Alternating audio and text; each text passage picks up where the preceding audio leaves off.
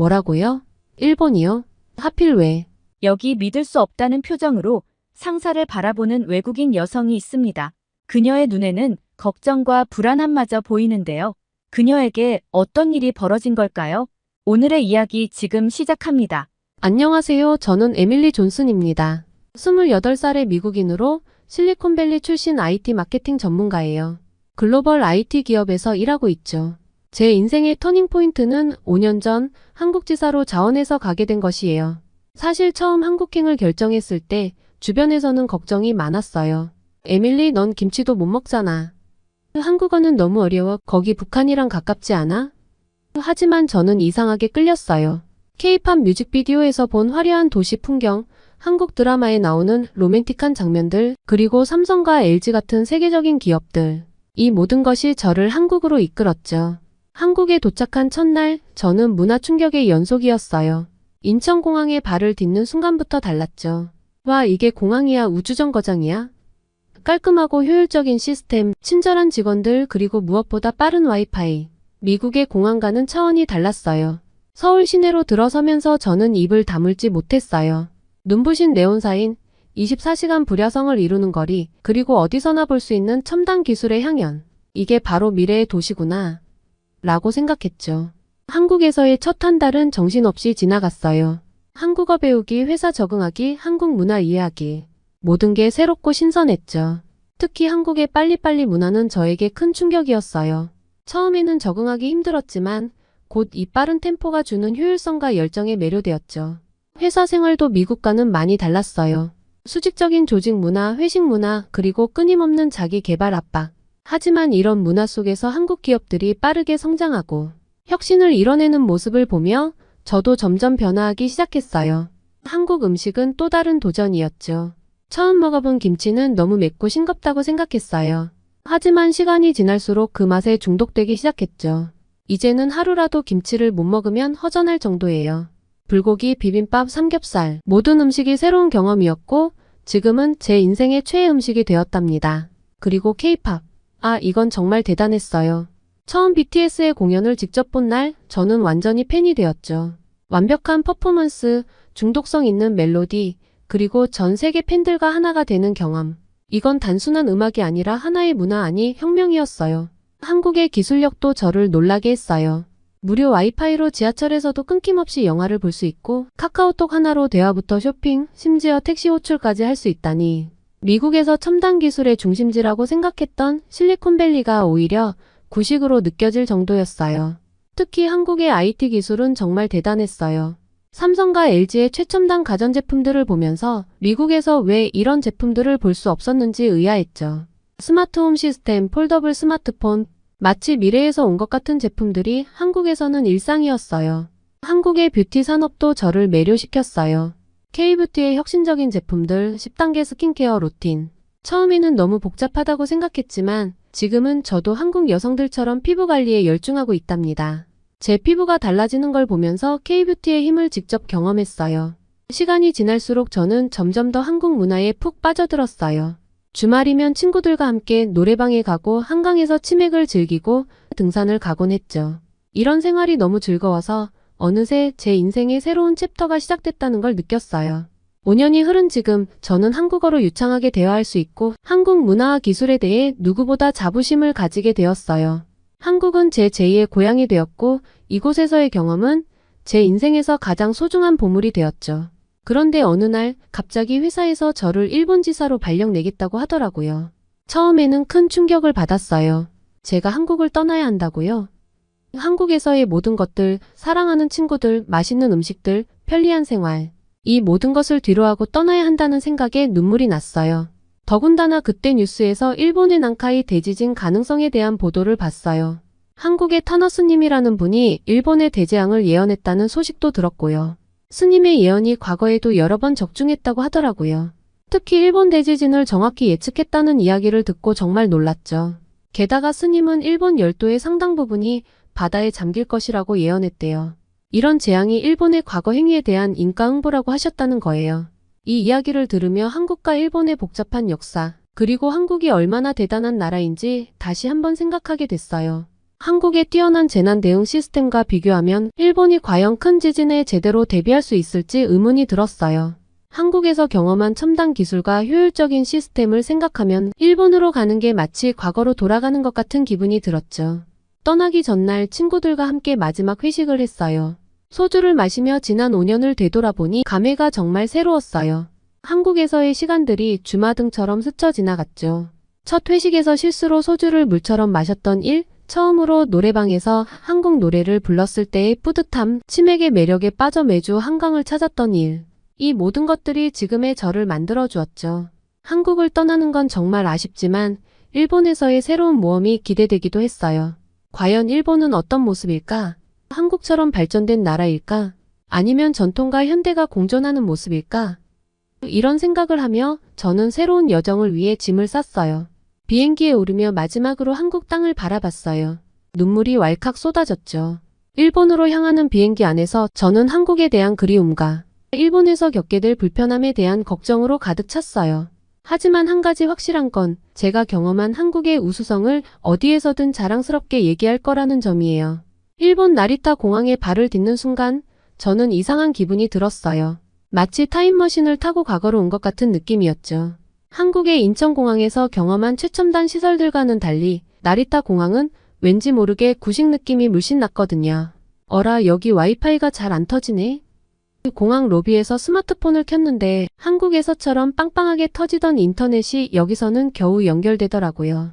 옆에 있던 일본 할아버지께서 여기서는 유료 와이파이를 사용해야 해요. 라고 친절하게 알려주셨어요. 아, 이게 바로 일본식 친절인가 봐요. 비싸지만 친절한. 입국 심사대에 섰을 때 저는 한국에서 늘 하던 대로 스마트폰으로 전자여권 인증을 하려고 했어요. 그런데 이게 웬걸 여기서는 그런 시스템이 없더라고요. 심사관님께서 종이에 신고서를 작성해 주세요. 라고 하시는데 저는 아 맞다. 여기는 일본이지 라고 생각하며 옆구리에 끼고 온 펜을 꺼냈죠. 다행히 한국에서의 습관 덕분에 펜을 가지고 다니게 됐어요. 일본에 와서 처음으로 한국 문화에 감사함을 느낀 순간이었답니다. 공항에서 나와 택시를 탔는데 이게 또 하나의 문화 충격이었어요. 택시 문이 저절로 열리는 건 신기했지만 기사님이 하얀 장갑을 끼고 운전대를 잡고 계시는 모습을 보고 혹시 내가 무슨 VIP 의전 차량에 잘못한 건가? 라는 생각이 들 정도였죠. 그리고 카드 결제를 하려는데 기사님께서 죄송하지만 현금만 됩니다. 라고 하시는 거예요. 다행히 공항에서 엔화를 바꿔두었지만 한국에서 늘 카드나 핸드폰으로 결제하던 저로서는 꽤나 당황스러웠답니다. 호텔에 도착해서 체크인을 하는데 직원분이 종이로 된 엄청 긴 서류를 내밀더라고요. 이게 다 뭐예요? 라고 물었더니 투숙객 등록부입니다. 모두 작성해 주셔야 해요. 라고 하는 거예요. 한국에서는 그냥 여권 한번 보여주면 끝났는데 이럴 줄 알았으면 팔 운동을 해올 걸 그랬나 봐요. 방에 들어가니 꽤 넓고 깨끗했지만 어딘가 모르게 아날로그 느낌이 났어요. TV를 켜보니 화질이 뭐랄까 추억의 브라운관 TV 시절이 생각나더라고요. 에어컨을 켜려고 리모컨을 찾아봤는데 벽에 달린 버튼을 직접 눌러야 하더라고요. 아, 여기서 살려면 운동량이 늘겠는데? 라는 생각이 절로 들었죠. 다음날 회사 첫 출근을 했어요. 한국에서의 경험을 떠올리며 기대 반 걱정 반으로 회사에 도착했죠. 그런데 사무실에 들어서자마자 또 한 번 충격을 받았어요. 사무실 분위기가 너무 조용해서 놀랐거든요. 한국에서는 항상 누군가 큰 소리로 전화하거나 동료들과 열띤 토론을 하곤 했는데 여기서는 마치 도서관에 온 것 같은 착각이 들 정도였어요. 제 책상에 앉아보니 또 다른 충격. 컴퓨터가 뭐랄까요? 제가 대학생 때 쓰던 것과 비슷해 보였어요. 한국에서 쓰던 최신형 노트북이 그리워지는 순간이었죠. 이걸로 어떻게 일하지? 라는 생각이 절로 들었답니다. 그때 옆자리에서 누군가 말을 걸어왔어요. 안녕하세요, 켄지라고 합니다. 한국에서 오셨다고 들었어요. 켄지는 제 일본 생활을 도와주기로 한 멘토였어요. 처음에는 그의 친절함에 안도했지만 곧 그의 말에 놀라게 됐죠. 한국의 기술이 일본을 따라올 수 있을까요? 켄지의 이 말에 저는 속으로 오히려 일본이 한국을 따라가야 할 판인데 라고 생각했지만 겉으로는 미소만 지었어요. 이게 바로 일본과 한국의 기술 격차에 대한 첫 번째 충돌이었죠. 점심시간 동료들과 함께 구내 식당으로 갔어요. 한국에서는 보통 다 같이 수다 떨며 시끌벅적하게 먹었는데 여기서는 모두 조용히 각자 도시락을 먹더라고요. 저는 습관적으로 맛있다 를 외쳤다가 모든 사람의 시선을 한 몸에 받았어요. 그 순간 저는 한국에서의 활기찬 회식이 그리워졌답니다. 오후에는 첫 회의가 있었어요. 한국에서는 보통 회의실에 모여 활발하게 의견을 주고받았는데 여기서는 달랐어요. 모두가 차례대로 돌아가며 의견을 말하고 누군가 말할 때는 절대 끼어들지 않더라고요. 저는 습관적으로 저는 이렇게 생각하는데요. 하고 불쑥 의견을 냈다가 또 한 번 모든 사람의 주목을 받았답니다. 회의가 끝나고 켄지가 저를 불렀어요. 에밀리 씨, 우리나라에서는 순서를 지키는 게 매우 중요합니다. 저는 속으로 한국에서의 자유로운 토론은 여기서 통하지 않는구나 라고 생각했죠. 그날 저녁 켄지가 저를 데리고 일본식 이자카야에 갔어요. 한국의 포차와 비슷하지만 뭔가 분위기가 달랐죠. 켄지는 저에게 일본 회사 문화에 대해 설명해 주었어요. 우리는 변화를 좋아하지 않아요. 전통적인 방식이 가장 좋다고 믿거든요. 이 말을 들으며 저는 한국 기업들의 빠른 혁신과 변화를 떠올렸어요. 삼성, LG, 현대, 이 기업들이 세계 시장을 석권한 이유가 바로 그 빠른 변화와 혁신 때문이라는 걸 새삼 깨달았죠. 다음 날 새로운 마케팅 전략 회의가 있었어요. 저는 한국에서 성공적으로 적용했던 SNS 마케팅과 인플루언서의 협업 전략을 제안했죠. 그런데 켄지를 포함한 대부분의 동료들은 제 아이디어를 무시해버렸어요. 우리는 항상 이렇게 해왔습니다. 새로운 방식은 위험할 수 있어요. 저는 좌절감을 느꼈어요. 한국에서라면 이미 실행 단계로 넘어갔을 혁신적인 아이디어들이 여기서는 받아들여지지 않는 것 같았거든요. 그 순간 한국 기업들의 빠른 의사결정과 과감한 도전 정신이 얼마나 대단한지 다시 한번 깨달았답니다. 주말이 되자 저는 도쿄 시내를 둘러보기로 했어요. 화려한 네온사인, 복잡한 전철역, 북적이는 사람들. 언뜻 보면 서울과 비슷해 보였지만 뭔가 달랐어요. 서울의 활기찬 에너지와는 다른 조금은 정체된 듯한 느낌이 들었거든요. 특히 길거리에서 스마트폰을 사용하는 사람들을 보며 놀랐어요. 한국에서는 당연히 볼 수 있던 최신형 스마트폰들이 여기서는 보이지 않았거든요. 오히려 오래된 모델의 휴대폰을 사용하는 사람들이 많았죠. 역시 한국이 스마트폰 강국이구나 라는 생각이 들었습니다. 그리고 편의점에 들렀을 때 또 한 번 놀랐어요. 한국의 편의점처럼 다양한 서비스를 제공하지 않더라고요. 공과금 납부, 택배 발송, 각종 티켓 예매 등 한국 편의점에서 당연히 할 수 있던 일들을 여기서는 할 수 없었어요. 새삼 한국의 편리한 생활이 그리워지는 순간이었죠. 일본에서의 첫 몇 주는 이렇게 문화 충격의 연속이었어요. 한국의 빠른 템포와 혁신적인 기술에 익숙해진 저에게는 일본의 모든 것이 느리고 아날로그적으로 느껴졌죠. 하지만 이건 시작에 불과했어요. 진짜 위기는 아직 오지 않았으니까요. 한 달쯤 지났을 때 회사에서 큰 프로젝트를 맡게 됐습니다. 새로운 제품 출시를 위한 마케팅 전략을 세우는 일이었죠. 저는 한국에서의 경험을 살려 혁신적인 아이디어를 제안했어요. AR 기술을 활용한 체험형 마케팅, 실시간 고객 피드백 시스템, AI 기반의 개인화된 광고 등이었죠. 그런데 회의실의 반응은 차가웠어요. 너무 복잡해요. 우리 고객들이 이해할 수 있을까요? 비용이 많이 들 것 같아요. 등의 반응이 돌아왔죠. 저는 답답했어요. 한국에서는 이미 일상이 된 기술들인데 여기서는 마치 SF 영화 속 이야기처럼 받아들여지는 것 같았거든요. 결국 우리 팀은 전통적인 방식의 마케팅을 선택했어요. TV 광고, 지하철 포스터, 전단지 배포. 제가 한국에서 경험한 혁신적인 마케팅과는 거리가 먼 방식이었죠. 이때 저는 한국 기업들의 과감한 도전 정신이 얼마나 대단한지 다시 한번 깨달았어요. 프로젝트를 진행하면서 또 하나 놀란 점은 일본 기업의 의사결정 과정이었어요. 한국에서는 빠른 결정과 실행이 당연했는데 여기서는 모든 것이 너무 느리게 진행됐죠. 작은 결정 하나를 내리는데도 여러 차례의 회의와 검토가 필요했어요. 한국에서였다면 이미 제품이 출시되고도 남았을 텐데 라는 생각이 자주 들었죠. 그러던 어느 날 켄지가 제 아이디어 중 하나를 채택하자고 제안했어요. AR 체험 마케팅이었죠. 저는 너무 기뻐서 어쩔 줄 몰랐어요. 드디어 제 아이디어가 인정받는구나 싶었죠. 하지만 기쁨도 잠시, 켄지가 덧붙인 말에 저는 또 한 번 충격을 받았어요. 에밀리 씨, 좋은 아이디어예요. 하지만 우리가 직접 개발하려면 시간이 오래 걸릴 것 같아요. 한국의 기술 회사와 협력하는 게 어떨까요? 순간 저는 할 말을 잃었어요. 세계적인 기술 강국이라고 자부하던 일본이 한국 기업의 기술력을 빌려야 한다니. 이때 저는 한국의 IT 기술이 얼마나 앞서 있는지 다시 한번 실감했답니다. 결국 우리는 한국의 스타트업과 협업하기로 했어요. 협업 과정에서 저는 한국 기업의 빠른 속도와 유연한 사고에 또 한 번 감동했어요. 일본 팀이 이해하지 못하는 부분을 한국 팀이 쉽게 해결하는 모습을 보며 저는 한국에서의 5년이 얼마나 값진 경험이었는지 새삼 깨달았죠. 프로젝트가 진행되면서 점점 더 많은 동료들이 한국의 기술과 문화에 관심을 갖기 시작했어요. 한국은 어떻게 이렇게 빨리 발전할 수 있었나요? 한국의 기업 문화는 어떤가요? 한국의 교육 시스템이 궁금해요. 등의 질문을 자주 받았죠. 저는 이런 질문들에 답하면서 한국의 장점을 더욱 깊이 이해하게 됐어요. 빠른 의사결정 문화, 도전을 두려워하지 않는 정신, 높은 교육열, 그리고 새로운 기술을 빠르게 수용하는 열린 마인드. 이 모든 것들이 한국을 세계적인 기술 강국으로 만든 원동력이라는 걸 깨달았죠. 한 번은 회사 야유회 때 한국식 치맥 파티를 제안했어요. 처음에는 다들 어색해했지만 맛있는 치킨과 시원한 맥주를 즐기면서 분위기가 점점 풀어졌죠.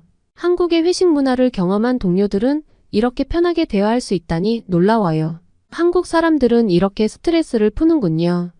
라며 감탄했어요. 일상생활에서도 한국의 편리함이 그리웠어요. 특히 배달 문화요.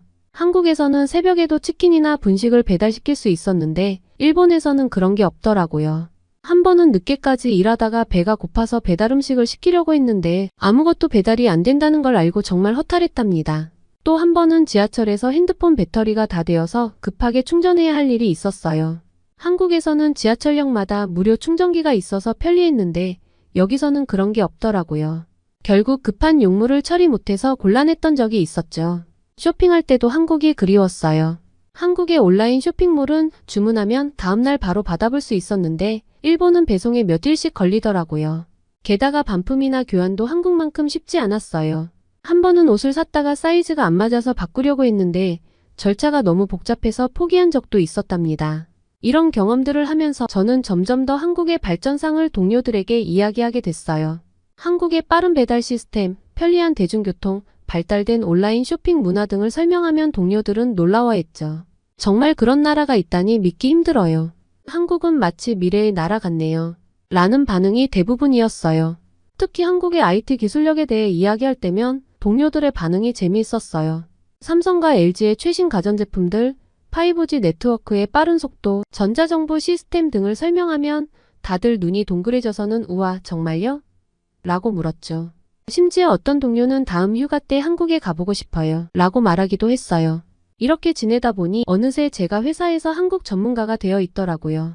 새로운 기술이나 트렌드에 대해 의견을 물을 때면 항상 저를 찾았고 한국과 관련된 프로젝트가 있으면 제가 담당하게 됐죠. 처음에는 부담스러웠지만 점점 이 역할이 즐겁게 느껴졌어요.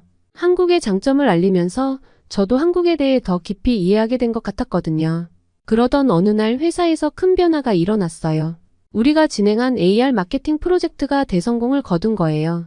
고객들의 반응이 폭발적이었고 매출도 크게 늘었죠. 이 성공을 계기로 회사의 분위기가 조금씩 바뀌기 시작했어요. 에밀리 씨, 한국의 다른 혁신적인 아이디어도 들려주세요. 우리도 한국처럼 빠르게 변화해야 할 것 같아요. 등의 이야기를 듣게 됐죠. 심지어 켄지도 우리가 너무 안주했던 것 같아요. 한국에서 배울 점이 정말 많네요. 라고 말하더라고요. 이런 변화를 겪으면서 저는 한국에서의 경험이 얼마나 소중한지 다시 한번 깨달았어요. 한국의 빠른 변화와 혁신, 편리한 생활, 따뜻한 인간관계. 이 모든 것들이 제 인생을 얼마나 풍요롭게 만들었는지 새삼 실감했죠. 물론 일본에서의 생활도 나름의 장점이 있었어요. 정갈한 음식, 아름다운 전통 문화, 세심한 서비스 정신 등은 정말 훌륭했죠. 하지만 그럴 때마다 이걸 한국의 빠른 변화와 혁신 정신과 결합하면 얼마나 좋을까 하는 생각이 들었어요. 이렇게 6개월이 지나고 나니 저는 점점 더 한국이 그리워졌어요. 한국에서의 활기찬 생활, 맛있는 음식, 친절한 사람들, 모든 것이 그립더라고요. 특히 한국의 빠른 변화와 혁신 정신이 가장 그리웠어요. 일본에서 지내면 지낼수록 한국의 우수성이 더욱 두드러져 보였어요. 한국의 첨단 기술, 효율적인 시스템, 그리고 끊임없이 발전하려는 국민들의 열정. 이 모든 것들이 얼마나 대단한지 새삼 깨달았죠. 역시 한국은 대단해. 한국에서 보낸 5년이 나를 이렇게 성장시켰구나. 이런 생각을 하면 할수록 한국에 대한 애정과 자부심이 더 커졌어요. 그리고 문득 이런 생각이 들었어요. 내가 한국의 우수성을 세계에 알리는 역할을 할 수 있지 않을까? 한국의 뛰어난 시스템과 문화를 더 많은 사람들에게 소개하면 세계가 더 나은 방향으로 발전할 수 있을 것 같았거든요.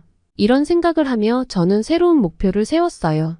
언젠가 한국으로 돌아가 제가 경험한 한국의 우수성을 전 세계에 알리는 것. 그리고 한국의 혁신적인 아이디어와 시스템을 다른 나라들에 전파하는 것. 이게 제 새로운 꿈이 되었답니다. 평화롭던 어느 날 아침 회사에 도착하자마자 큰 소동이 일어났어요. 규슈 지진주의보가 발령된 거예요. 모두가 패닉 상태에 빠졌죠. 회사는 발칵 뒤집혔고 모두가 어찌할 바를 모르는 듯 했어요. 켄지는 서둘러 옛날 종이 매뉴얼을 꺼내들었고 다른 직원들은 당황한 채로 우왕좌왕하고 있었어요. 뉴스에서는 계속해서 긴급 속보가 나오고 있었어요. 규슈 지진 발생 가능성 70% 이상 최대 규모 7.1 예상. 이런 끔찍한 예측들이 연이어 보도되었죠. 저는 즉시 한국에서의 경험을 떠올렸어요. 우리 실시간 재난정보 앱을 만들어 직원들에게 배포하는 건 어떨까요? 한국에서는 이미 시행 중인 시스템이에요. 하지만 켄지의 반응은 차가웠어요. 존슨 씨, 우리는 오랜 전통의 재난 대응 매뉴얼이 있습니다. 새로운 방식은 필요 없어요. 저는 포기하지 않았어요. 동료들을 설득해 몰래 앱 개발을 시작했죠. 한국의 개발자 친구들에게 도움을 요청하기도 했어요. 며칠 밤을 새워 작업한 끝에 드디어 앱이 완성됐어요. 그 사이 상황은 점점 심각해져 갔어요. 지진 전조 현상으로 보이는 이상 징후들이 곳곳에서 보고되고 있었죠. 어느 날은 해안가에서 대량의 깊은 바다 물고기들이 발견되었고 또 어느 날은 지하 수위가 갑자기 변화하는 현상이 관측되었어요. 이런 소식들이 전해질 때마다 사람들의 불안감은 더욱 고조되었어요. 마트에서는 사재기 행렬이 끊이지 않았고 휘발유 가격은 천정부지로 치솟았죠. 심지어 일부 지역에서는 대피 행렬이 시작되었다는 소식도 들려왔어요. 그런데 켄지가 갑자기 역사 이야기를 꺼내더라고요. 일본은 예로부터 자연재해를 극복해온 강인한 민족입니다. 우리의 방식이 최고죠. 외국의 방식을 따를 필요가 없어요. 그의 말에서 제국주의적 사고가 느껴져 충격을 받았어요. 저는 참을 수 없었어요. 켄지 씨, 역사는 중요합니다. 하지만 지금은 현재의 위기에 집중해야 할 때예요. 한국의 재난관리 시스템은 세계적으로 인정받고 있어요. 우리도 배울 점이 있다고 생각해요. 켄지는 못마땅한 표정을 지었지만 더 이상 아무 말도 하지 않았어요. 저는 그 순간 한국의 역사와 발전상을 객관적으로 바라보게 되었고 한국에 대한 자부심이 더욱 커졌답니다. 그 와중에 회사의 대응은 여전히 느렸어요. 직원들에게 종이로 된 대피 안내문을 나눠주고 전화로 일일이 연락을 취하려 하더라고요. 저는 한국에서 경험한 신속하고 효율적인 재난 대응 시스템이 그리워졌어요. 이렇게 해서는 안 돼요. 저는 용기를 내어 회의실 앞에 섰어요. 우리가 만든 앱을 사용하면 실시간으로 정보를 공유하고 더 빠르게 대응할 수 있어요. 한번 시도해 보는 게 어떨까요? 처음에는 대부분의 직원들이 의심의 눈초리를 보냈어요. 하지만 몇몇 젊은 직원들이 관심을 보이기 시작했죠. 에밀리 씨 말씀대로 해보는 게 어떨까요? 지금 상황에서는 모든 방법을 시도해봐야 할 것 같아요. 결국 회사는 제 제안을 받아들이기로 했어요. 하지만 켄지를 비롯한 몇몇 고위 임원들은 여전히 불만스러운 표정이었죠. 앱 배포가 시작되자 놀라운 일이 벌어졌어요. 직원들이 실시간으로 정보를 공유하기 시작했고 대피 경로와 안전한 장소에 대한 정보가 빠르게 퍼져나갔어요. 심지어 회사 밖의 사람들까지 이 앱을 사용하기 시작했죠. 그리고 운명의 날이 왔습니다. 규슈 지역에서 규모 7.0의 대지진이 발생했어요. 도쿄는 순식간에 아비규환이 됐고 회사는 대혼란에 빠졌어요. 건물이 심하게 흔들리기 시작했고 사무실 내 모든 물건들이 바닥으로 떨어졌어요. 창밖으로는 건물들이 무너지는 모습이 보였고 거리는 비명소리로 가득 찼죠. 지진 발생 10분 후 최대 25m 높이의 쓰나미가 해안을 강타했다는 소식이 전해졌어요. 기존의 매뉴얼은 전혀 도움이 되지 않았어요. 하지만 제가 개발한 앱이 빛을 발했죠. 실시간으로 대피 정보와 안전한 경로를 제공하는 앱 덕분에 우리 회사 직원들은 신속하게 대피할 수 있었어요. 저는 한국에서 배운 IT 기술을 총동원해 효율적인 대피 및 구조 시스템을 구축했어요. 실시간 위치 추적, AI 기반 최적 대피 경로 제한, 재난 상황 실시간 업데이트 등 한국의 첨단 기술을 활용한 시스템이었죠. 이 시스템 덕분에 우리 회사는 다른 회사들보다 빠르고 안전하게 대응할 수 있었어요. 직원들의 안전을 지키는 것은 물론 빠른 업무 복구로 회사의 피해도 최소화할 수 있었죠. 하지만 위기는 여기서 끝나지 않았어요. 대지진 이후 도쿄는 완전히 마비되었고 전기와 수도 공급이 끊겼어요. 통신망도 불안정해져서 연락이 어려워졌죠. 도쿄 주변의 원자력 발전소들도 가동이 중단되었다는 소식이 전해졌어요. 이때 또다시 한국의 기술력이 빛을 발했어요. 한국에서 개발된 이동식 정수 시스템과 휴대용 발전기가 구호품으로 도착한 거예요. 이 장비들 덕분에 우리는 깨끗한 물과 전기를 공급받을 수 있었죠. 더 놀라운 건 한국의 통신사들이 제공한 이동식 기지국이었어요. 이 장비 덕분에 통신 두절 상태에서도 안정적인 연락이 가능해졌죠. 저는 한국의 앞선 기술력에 다시 한번 감탄했어요. 그런데 이런 상황 속에서도 켄지를 비롯한 일부 동료들은 여전히 한국의 도움을 못마땅해 하는 것 같았어요. 우리도 충분히 대처할 수 있었을 텐데 라는 말을 들었을 때 저는 정말 화가 났어요. 켄지 씨, 지금은 자존심을 내세울 때가 아니에요. 사람들의 생명이 위험한 상황이라고요. 한국의 기술이 우리를 돕고 있다는 사실에 감사해야 해요. 제 말에 켄지는 잠시 말문이 막힌 듯 했어요. 그리고 천천히 고개를 끄덕였죠. 당신 말이 맞아요, 에밀리. 내가 너무 편협했네요. 이 사건을 계기로 회사 전체의 분위기가 바뀌기 시작했어요. 더 많은 직원들이 한국의 선진 시스템에 관심을 갖기 시작했고 변화의 필요성을 인식하게 됐죠. 하지만 이것은 시작에 불과했어요. 앞으로 더 큰 도전과 변화가 우리를 기다리고 있었으니까요. 일본의 재건 과정에서 한국의 기술과 시스템이 어떤 역할을 하게 될지, 그리고 이를 통해 한일 관계가 어떻게 변화할지, 그 모든 것이 우리 앞에 놓여 있었습니다.